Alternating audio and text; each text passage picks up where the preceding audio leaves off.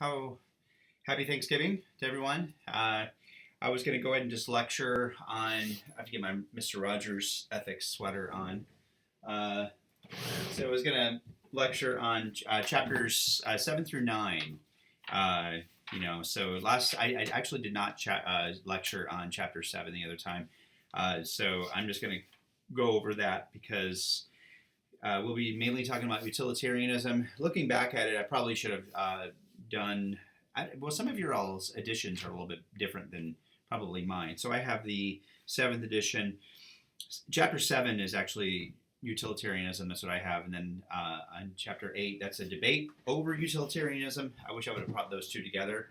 And then chapter 9 and 10 are very related because from my edition, it's are there absolute moral rules, and then Kant and respect for persons are mainly about Immanuel Kant. So it's going to be a little, hopefully it's going to be a little disparate, but I'm just going to just work through it. So if you would, I'm going to be talking over the basic premise of not social contract, but utilitarianism. So I want to kind of also just tell everybody, just make sure you do your midterm, get that out of the way, and then your journals will be your final journals will be due Tuesday and also the next Thursday.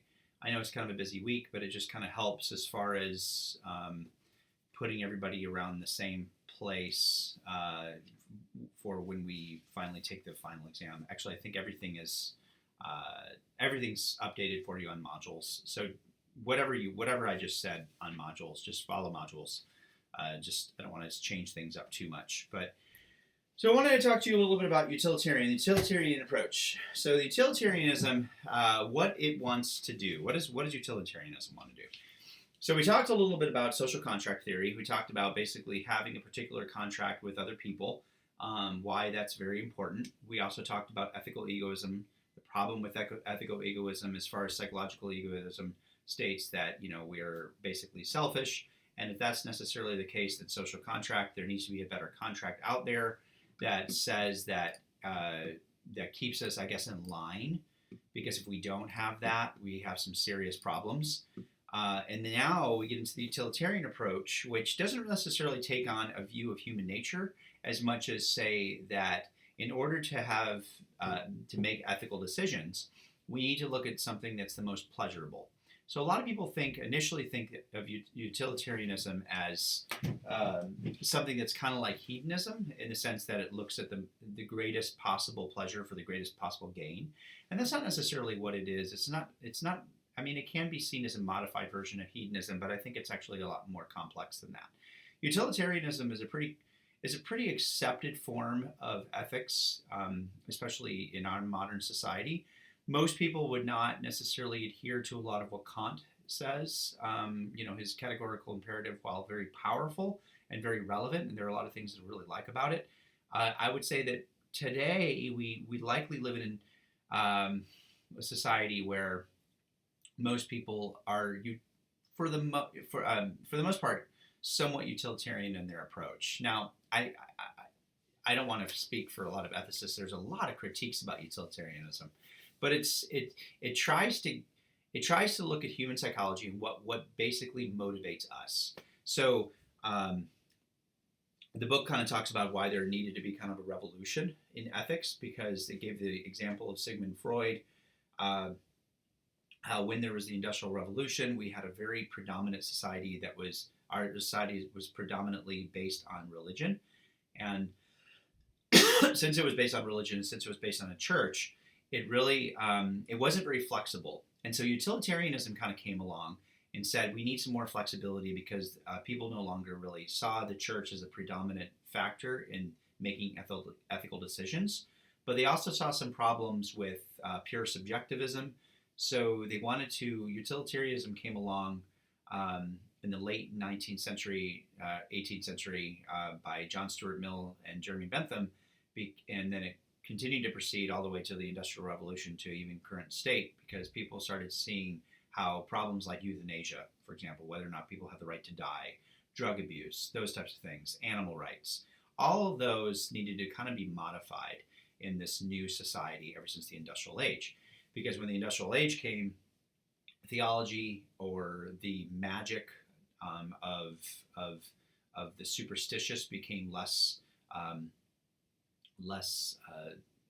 guess not divine, but I guess mysterious. So people slowly, as they started understanding science and human behavior, wanted to kind of change up on how we viewed ethics.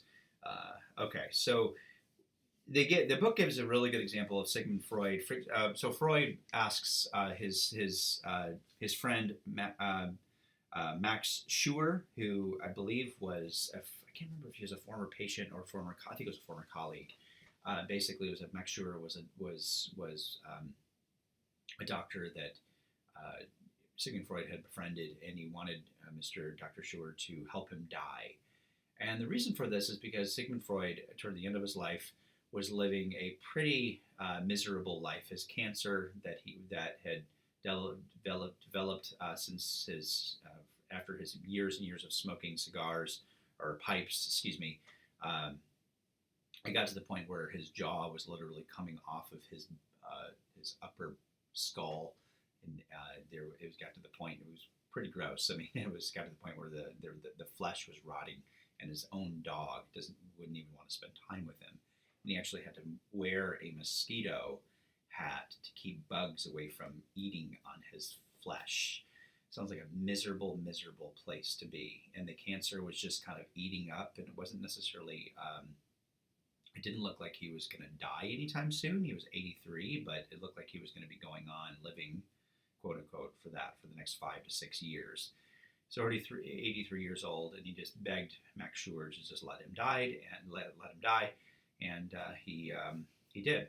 Max Schuer gave him some, I think, cyanide or something, and then he drank it, and then he died. So a lot of people don't know that about Sigmund Freud. Toward the end of his life, it was just quite a miserable death. The reason why the book brings that up is because the question is that when it came to Kantian principles, which we'll be looking at pretty soon, but especially when it came to the principles of the church, there was euthanasia, or basically suicide. There's no open dialogue or open debate for people who would want to do that toward the end of their life. It was just a definite no.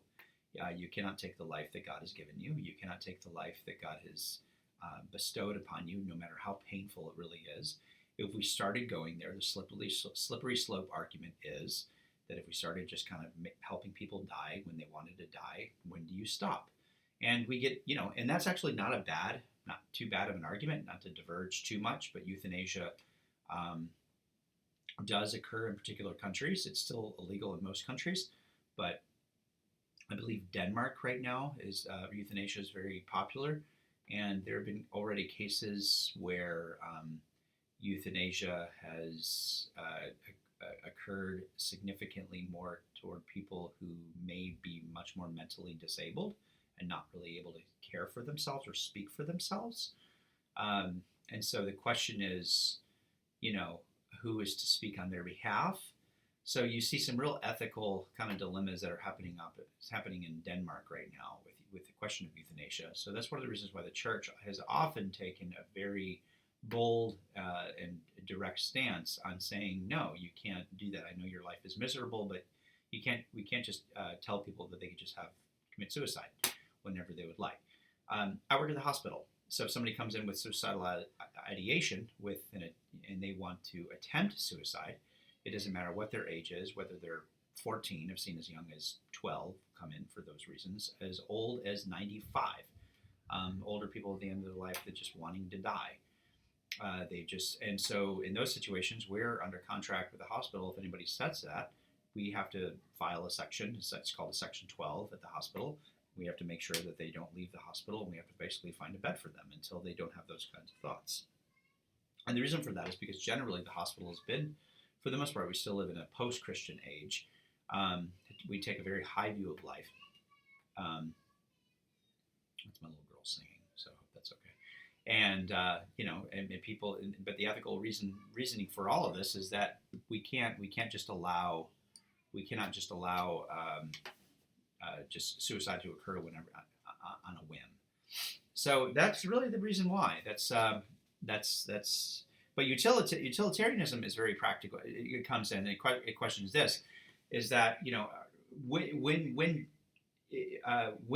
are some of those questions actually allowed? So going back on the Sigmund Freud question, see, utilitarianism comes in and says, well, we no longer live in a Christian age. What really defines life is how well or how meaningful you actually live it. So if you're absolutely miserable, is that really a life? If you can't even make decisions anymore, if your jaw is coming off, like Sigmund Freud, to the point where you're living in absolute misery and pain, it takes away the dignity of the human being in the sense, this is what utilitarianism believes, that your ultimate, that the principle of utility states that in all circumstances we should strive to live for the greatest happiness. We should strive to produce the most happiness that we possibly can. And once we're no longer able to do that, then the question of death and the question of other things comes, it's not such an easy solution, that maybe we should consider those options if we can no longer produce any kind of happiness whatsoever.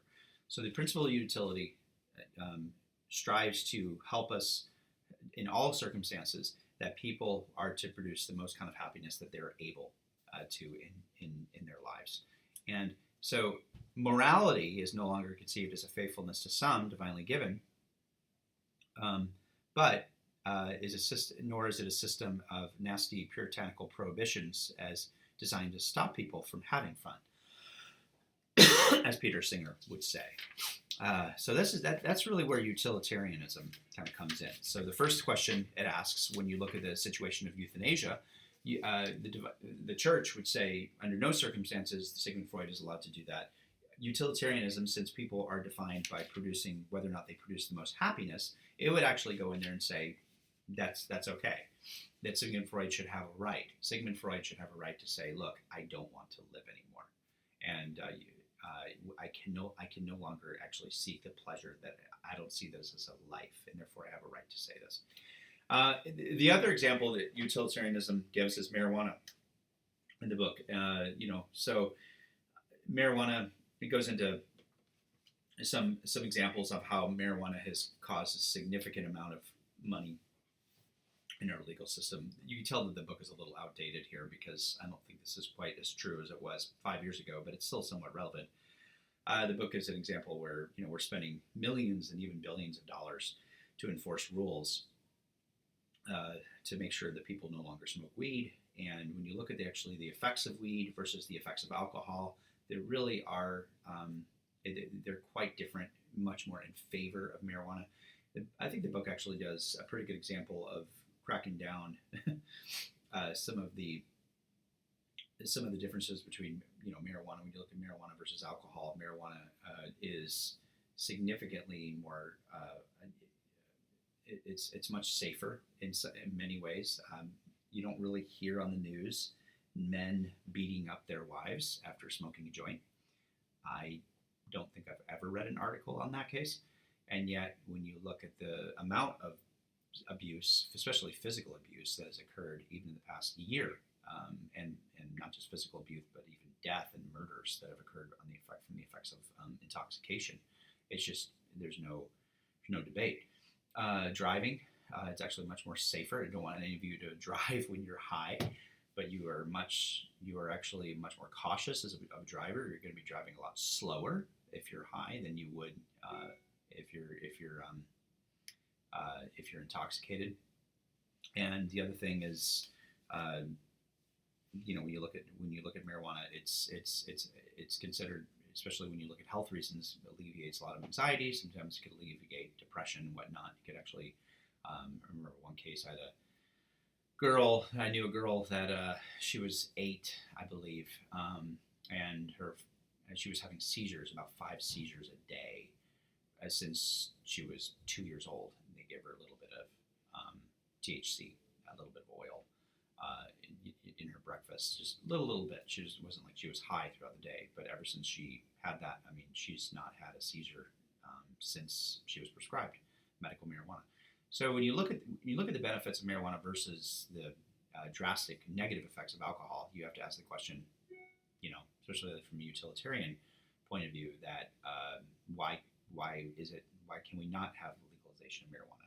So utilitarianism will look at that and say, you since the church is no longer involved, and since you can't necessarily find these categorical imperatives on drug addiction and whatnot, and we're to produce the greatest amount of happiness, who's to say that we can't allow marijuana? So that's another utilitarian argument. And finally, the third example would be non-human animals. In fact, a lot of our human rights. Peter Singer was a utilitarian advocate or ethicist, excuse me, and he was a huge animal rights ethicist. He has been the biggest animal rights advocate probably in the past 40 years. Peter Singer, if you ever want to read, in fact, our other book, not this one, but the other one, the Good Life, I believe. That one, he's got some incredible writings in there on arguing for animal, basically arguing in favor of animal rights, for animal rights. And the utilitarian argument, again, it doesn't buy into the Thomas Aquinas kind of argument that says that men and women are somehow higher than animals. If everything is to be ethically surmised or approved or not approved based on pleasure, okay, then there's not really, we should not allow the criminal activities that go on in a lot of these farms toward animals, because if it's not so much whether or not an animal is ontologically as superior as a human being. That's not the question of utilitarian. The more direct question is, can an animal feel or not feel pleasure? And if it can feel pleasure, then we don't have a right to, for example, eat veal. Veal, when you look at a veal, it's a tiny little calf that can't actually turn around and get rid of the mosquitoes that are biting its behind. In order to get enough iron, it actually licks its own urine that eventually comes right in front of its little face. It cannot move anywhere. When you look at some of the very cruel things that happen to animals on some of these farms, that we really don't have a right to eat, according to utilitarian argument, because we should strive for people to and animals to have the most amount of pleasure in their lives, and if they don't have that, then we need to rethink some of those issues. So those are just some of the things that how utilitarian has actually contributed to our modern society: legalization of drugs, animal rights, and also with euthanasia, just to bring up a different kind of question. Although euthanasia, there's still a lot of debate, even amongst utilitarianists. Then the chapter 8 then talks about the classical version of the theory, not the classical version, but it brings up the question: is pleasure all that matters? And I actually thought, I really liked how Rachel's did this, because this is one of the reasons why I have you write the journals the way I have you write them. In other words, what Rachel's does, he defines the terms, what I told you guys, what you guys need to do in all your journals. Basically, you need to tell me what the author is saying, and then tell me the logic, either for or against the argument that Rachel's proposes, and then after that, tell me your own position. And that's exactly the way Rachel's, if you want to see a perfect example of how a journal needs to be written, I should have said this in the beginning of the class, is chapter 8, with the debate over utilitarianism. Because what Rachel does, he tells you what utilitarianism is, and then after that, he tells you some real problems with its logic, and then he reverts around and says some of the problems with that logic and what he basically believes. And it's just really, really good, clear, well done philosophy, which I really appreciate about this book. But he asks some very, very good questions, some problems with utilitarianism. Because if pleasure is all that matters, let's look at justice, for example. And this is a pretty darn good counter argument. So if you are a utilitarian ethicist, you need to be able to answer some of these questions. So if pleasure is all that matters, and we should just strive, and when I say pleasure, seeking the greatest good for the greatest number of people, then what do you do with justice? What do you do with that? Because the book gives a really good example of 1965 writing of a racially charged climate of a civil rights movement. And one of the, McCloskey, he really critiques utilitarianism in the sense that he says that if you're a utilitarian and you go inside of a neighborhood and you hear about a quote black man raping a white woman and a race riot occurs, and suppose that you know that that black man is innocent, but you know that the riots are going to continue to increase and more lynchings will occur and more deaths will occur. According to the utilitarian, you should just let that innocent man go to jail, because then that would appease the riots and it would appease the lynchings. It would appease the people's desire to get justice. So therefore, an innocent person should go to jail. According to McCloskey, that proves why utilitarian is a flawed philosophy, because if pleasure is all that matters, in the sense that when you look at the what would be the most beneficial for the most greatest number of people, then you could basically say that racism's okay, that injustice in racist societies are okay. When you look at the antebellum South in the during the Jim Crow era, for the most part, many of the blacks were a very, very tiny minority, somewhat small minority, who were living very, very miserable lives, and this is prior and also after the Civil War, for the, quote, benefit of the majority. So according to utilitarian, this is McCloskey's argument, who are you to say that that's not a good thing? Because a utilitarian would say you should sacrifice the minority. You should sacrifice if it's going to provide a gain that's much, much greater. So think of it as a calculus problem, in other words. Utilitarianism, in utilitarian philosophy, it would say, you basically write down your negatives, and then you write down your positives, and if the positives outweigh the negatives, you do the positive. Okay? The problem with that, according to McCloskey, is that's utilitarianism. The problem with looking at that when in view of ethics, you can basically justify slavery. Yes, there's some negatives, bam, bam, bam. Most whites in the South were willing to admit that, but why did they continue with slavery? Because it outweighed the fact that their society existed on that market. Okay, and a utilitarian wouldn't have anything to say about that. So therefore, utilitarian has some serious problems, according to McCloskey. I thought that was a pretty good argument. The other thing too is rights. When you look at rights, the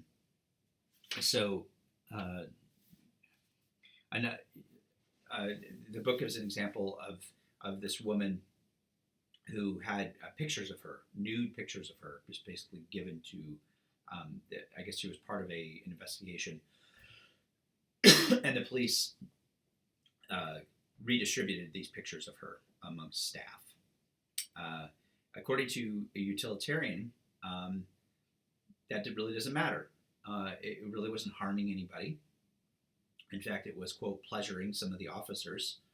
Therefore, if it's not really harming anybody and is causing some more pleasure for the officers, who's to say that, that's not bad?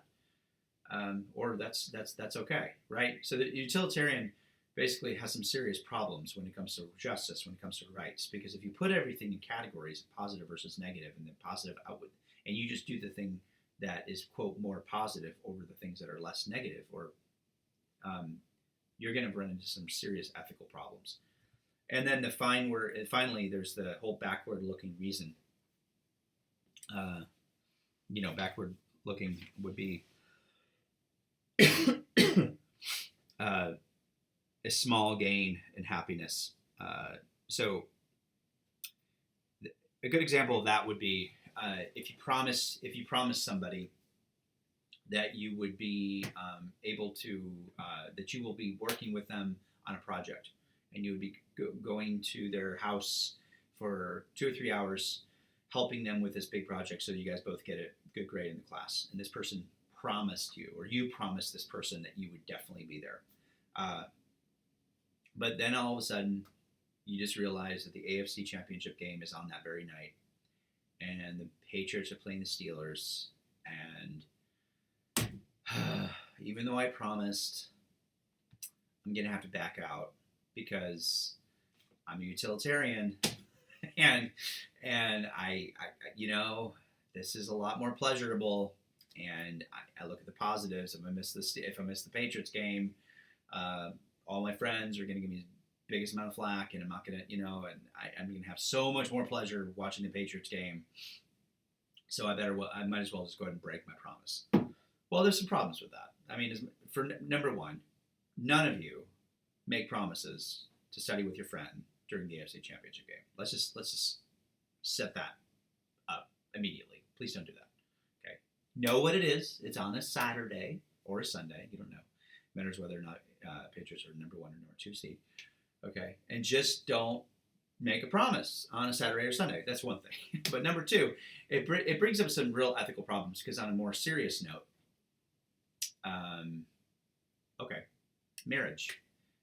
I made a promise to my wife. You make a promise to your wife, or you make a promise to your husband to be faithful till death do you part. Another attractive secretary comes. Oh, another attractive boss comes, kind of flirts with you. Well, this feels good. I know I made a promise to my husband or to my spouse, but, oh well. Utilitarianist doesn't really have a lot to say against that, does it? Does it? So those are some of the critiques of utilitarianism, some of the problems utilitarianism that Rachel's, I think, very, very brilliantly brings up. And then I think the other thing, this is the other problem that I think a lot of people don't see, and this is actually somewhat true, and I think this is probably one of the biggest charges against utilitarianism, is that utilitarianism can actually be very puritanical. So what do I mean by that? Utilitarianism is very altruistic.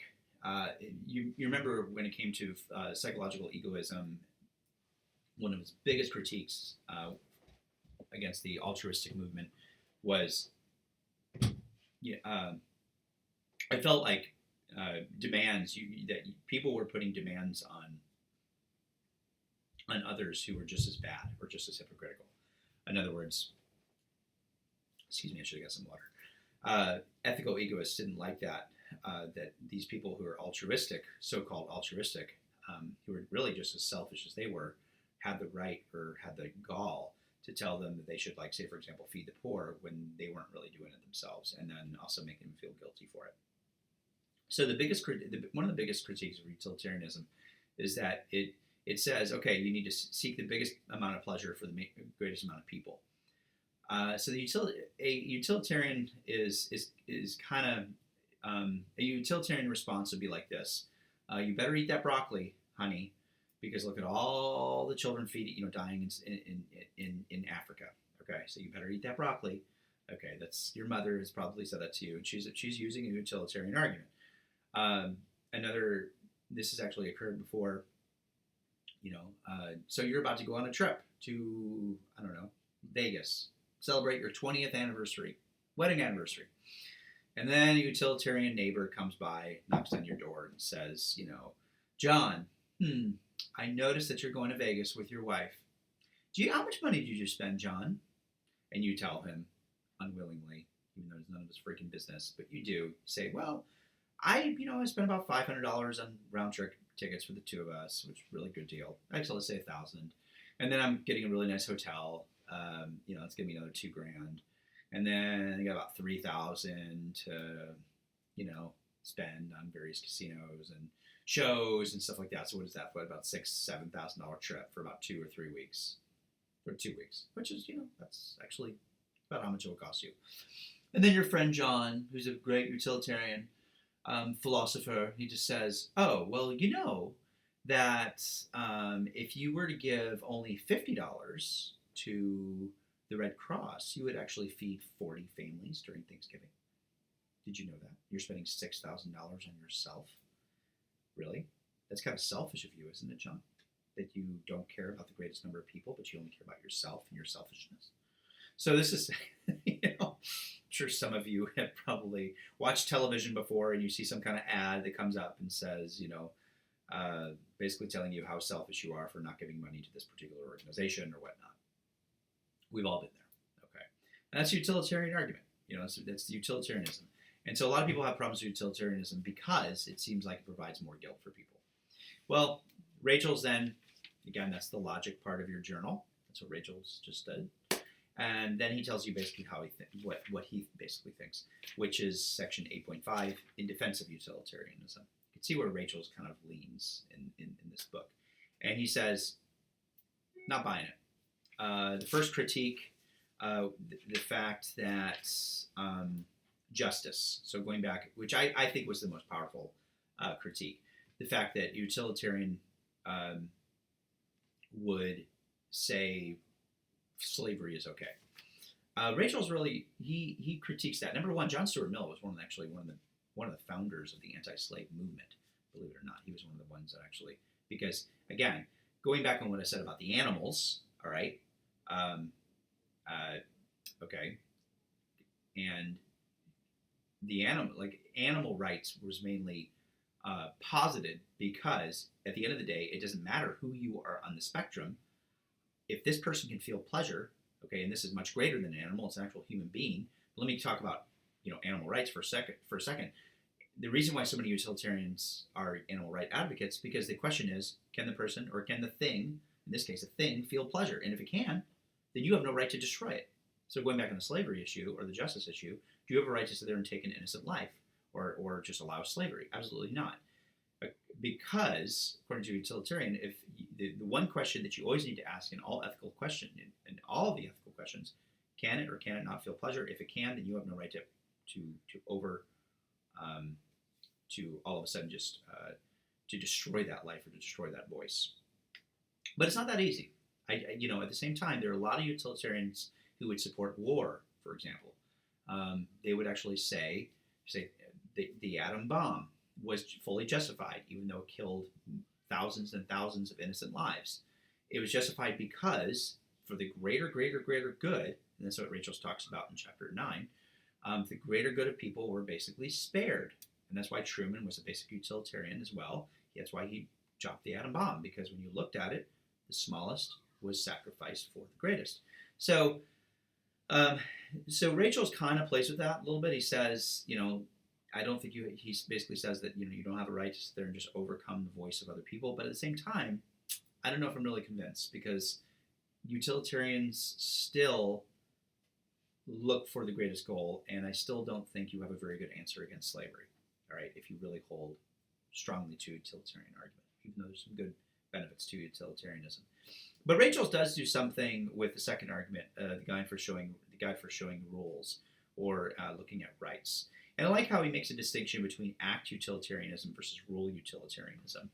And rule utilitarianism can be distinguished what's now called act utilitarianism.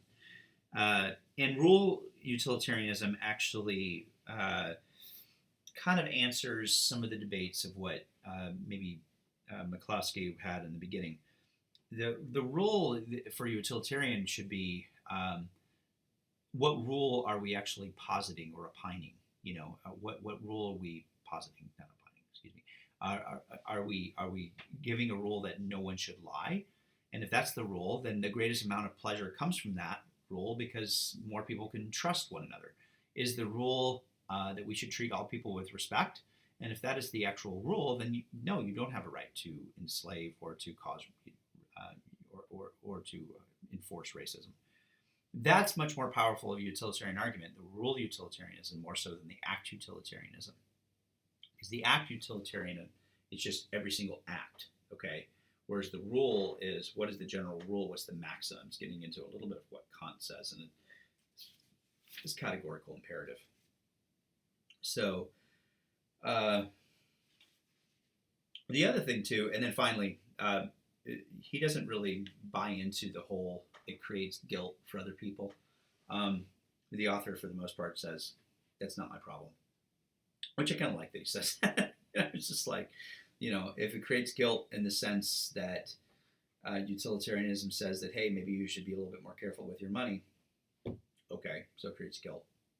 And I kind of like that. I kind of like that in a sense, because ethics does sometimes create guilt.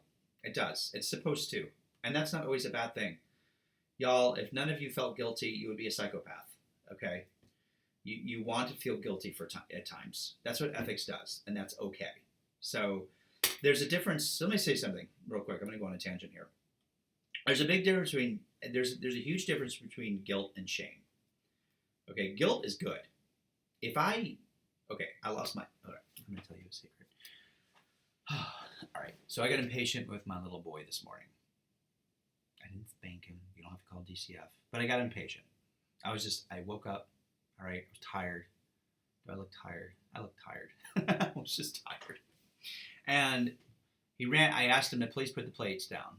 All right. And I just cooked some eggs. And I'm holding all this hot food. And I asked him like 4 times, please put the plates down. Eli, please put the plates down. Eli! And I mean, it wasn't like, I was just like, Eli, put the plates down, please, buddy. I was frustrated, right? I'm human. I'm sure there are parents on this panel. And if you're not a parent, then you're judging me. Piss off, okay? Go have kids, because then you won't judge. I'm just joking with you, kind of. But, I did. I was just like, all right. And I did. And I just was irritated. And then I felt guilt. And I'm glad I did. And I came up to him and I said, hey, buddy, Daddy lost his patience. I'm sorry, little man. Can you give me 5? Okay. And it felt better. And I'm glad I felt that. I like that. That's okay. That's different than shame, though. Because shame is, oh my gosh, I'm a terrible parent. And I'm like worthless. Like basically, the difference between guilt and shame is this. Guilt is, oh crap, I fucked up. Shit. Okay, we need that. You all need that. If you don't have that, okay. You're something wrong. Okay, you need to have self-awareness. All right, as one comedian said, self-love is great. We all need self-love. You can give yourself a hug, but self-awareness is better. All right, you need to be told sometimes that you're just kind of being an asshole, and it's not up to you to say, no, I'm not. No, you are, and just admit it. Just be like, okay, I am. Yeah, I'm sorry. What did I do? You're kind of rude to her. Really? I was rude to the waitress? Yeah, you were kind of a douche. Okay, yeah. All right. Go apologize to her and then move on with your life. All right. You need that. You need that guilt. You do. If you don't have it, you really are. There's something missing. Go get a therapist. Just not me, because I'm your teacher.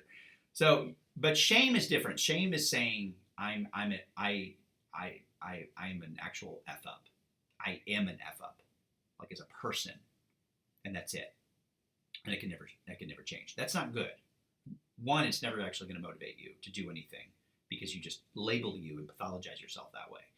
But 2, it's not actually dealing with your actual choice, the negative choice that you actually made.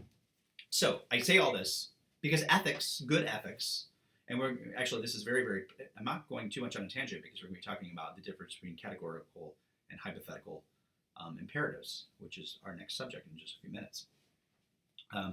But that's what ethics does. Ethics sometimes provides a little bit of guilt, and that's okay. It's supposed to.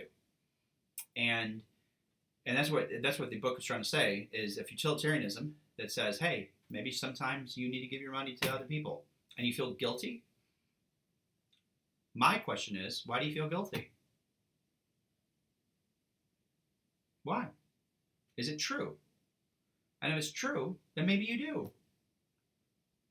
Okay? If it's not true, then don't worry about it. And move on with your life. And quit worrying what everybody's thinking about you.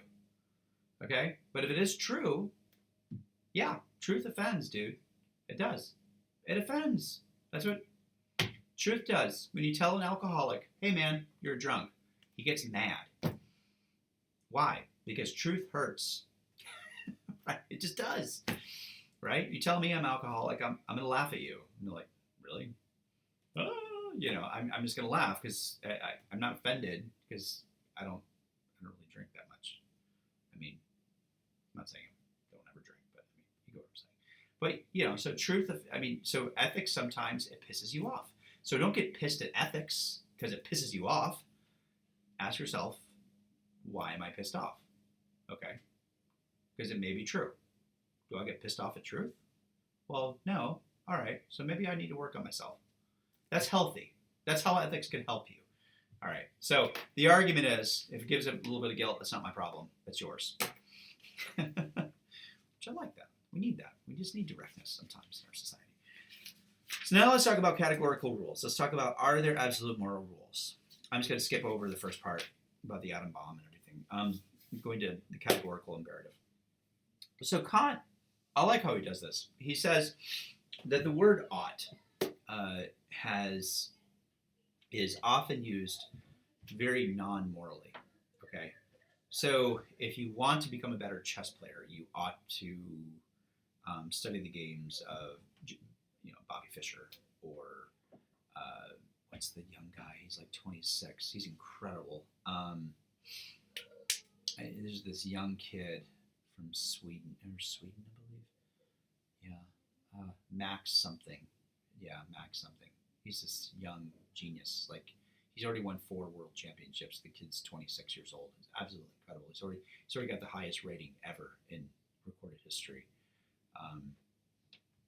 And yeah, so you should study his games. In other words, if you want to be a good shape, you ought to study his games. See how I use that. If you want to go to college, you ought to take the SAT or the ACT. You just ought to.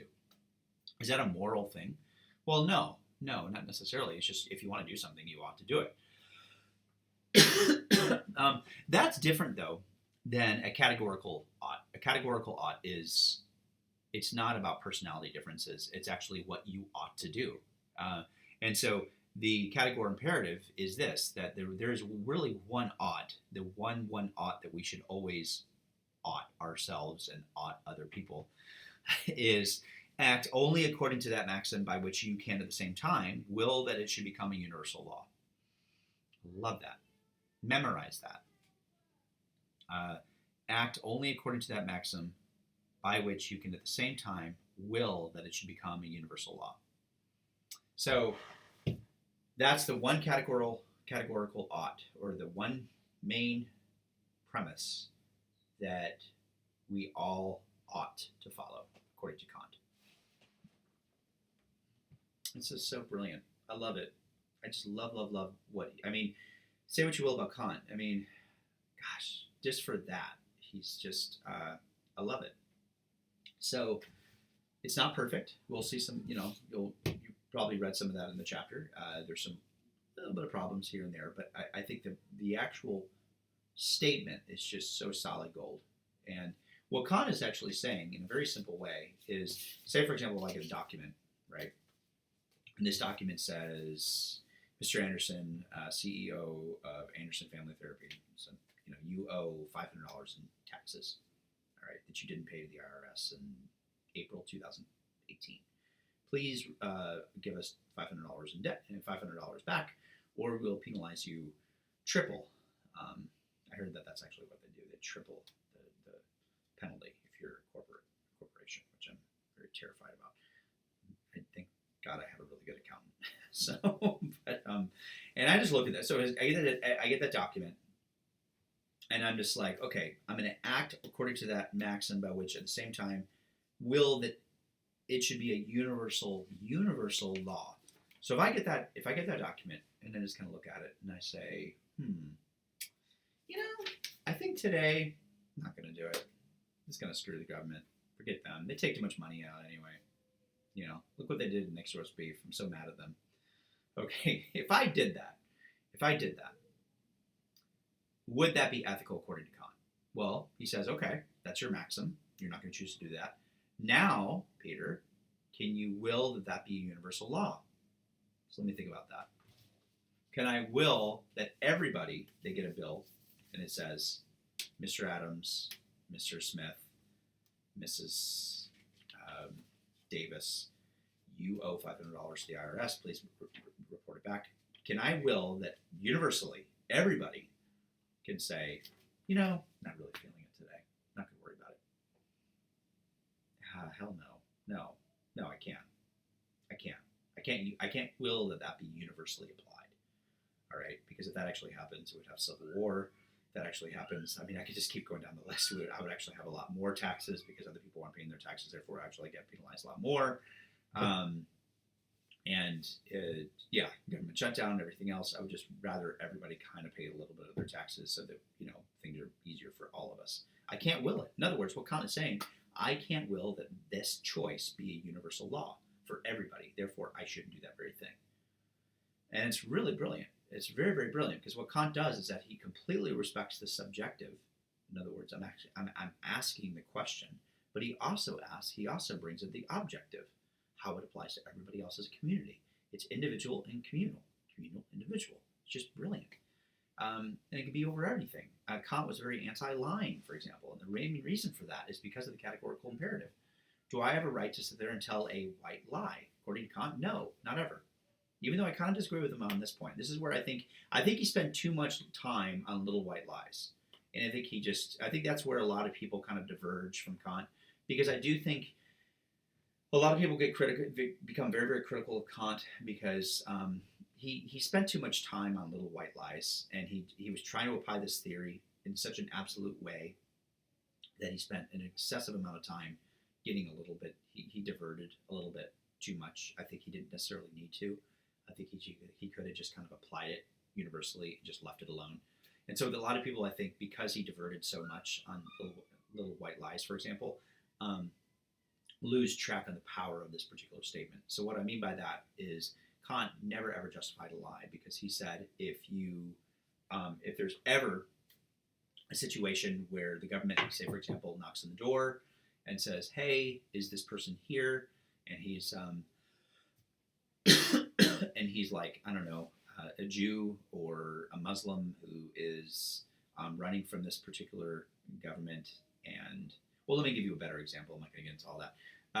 Let's say, for example, that you have a murderer, and this murderer is wanting to murder a friend of yours, and this guy, he comes on the house and he knocks on your door, and he says, "Hey, is your friend Charlie here?"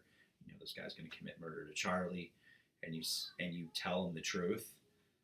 You say, yeah, Charlie's over at his house. You know, Kant would say, well, you better tell the truth, because if Charlie's not actually there and he actually left, and then the murderer happens to actually come on the same path, well, the murderer, you're the one that's actually responsible for the murder. To which I'm just thinking, wait a second, no, if I told him the truth and then this murderer goes over to Charlie's house and finds him and murders him, I'm doubly responsible for that, because I just basically enabled him to go find this person. So Kant really kind of gets boggled down into a lot of red ink over just minor points. I think the main point of what we need to understand, though, the categorical imperative, on every ethical decision that we need to ask whenever we're in a situation where ethics is involved, from a categorical perspective, not a non-moral perspective, but a moral perspective, we need to ask whether or not it could be universally applied. I think it's a fantastic question. And then finally, I do want to talk a little bit about this. One thing that is really good about Kant. Oh wait, no, that's the next chapter. I was going to talk about how he treats people as ends, not as a means. So, but we'll talk about that next time. Whew. All right. So, thanks for listening. Namaste. So, I've been meditating a lot more. It's been feeling a lot better. Okay. All right. Have a good day and happy Thanksgiving. I'll see you guys soon. Yeah, talk to y'all later. See ya.